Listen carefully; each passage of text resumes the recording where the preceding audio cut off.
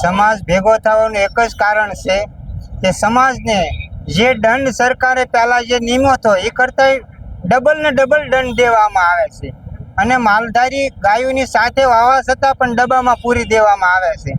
Request કરે તો પોલીસવાળા પણ કંદળાગઢ ખૂબ એની સાથે થાય છે અને ન કરવાના પરિવર્તન એની સાથે કરે છે।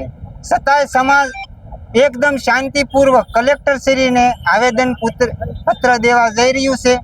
સમાજ આ રીતે જોડાણો છે અને અમારું ઠેઠ ગાંધીનગર લગન ઉપર જે રજૂઆત છે એ પહોંચે અને અમારા સમાજને જ્યાં જે સરકારશ્રીએ જેમ રાજસ્થાનમાં પ્લોટ ફાળવ્યા એમ ગુજરાતમાં પણ પ્લોટ ફાળવે એવી અમારી માંગ છે। એ સાથે અમે અહીંયા કલેક્ટરશ્રીને આવેદન પત્ર દેવા જઈ રહ્યા છીએ। મૌન રેલી સાથે અમે કલેક્ટરશ્રીને આવેદન પત્ર દેવા જઈ રહ્યા છીએ।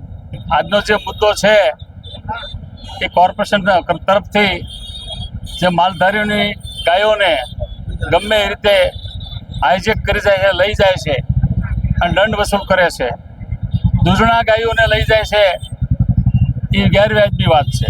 રખડતા ઢોરને પકડે અને લઈ જાય એ સ્વાભાવિક અમે માનીએ છીએ કે નડતર રૂપ હોય, ઢોર રખડતા હોય અને લઈ જાય તો કોઈ માલધારી કાંઈ કરતો નથી। પણ જેની આજીવિકા છે, જેમ અધિકારીઓ કલેક્ટરને કે કોઈ પણ માણસને સમજવું પડે કે અમારી નોકરી જાય તમારી પરિસ્થિતિ શું થાય, એ માલધારીનું જીવન એ ગાયું છે।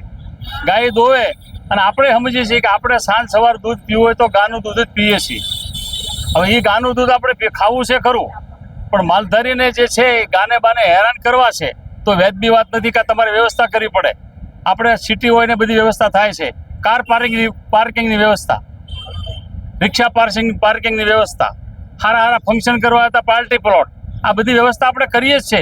તો ગાયો માટે એને વ્યવસ્થા કરવી પડે કે દાખલા કે નારી ચોકડી કે નારીની આજુબાજુ છે એને બધાને વ્યવસ્થા કરવી પડે કે અહીંયા તમે માલધારી વસાહત બનાવો, અમે તમને એટલી જગ્યા આપીએ અને તમારા પશુ અહીં ન હોય ત્યાં રાખો તો માલધારી કોઈ આ પશુ લઈને આવશે નહીં, ત્યાં રાખશે।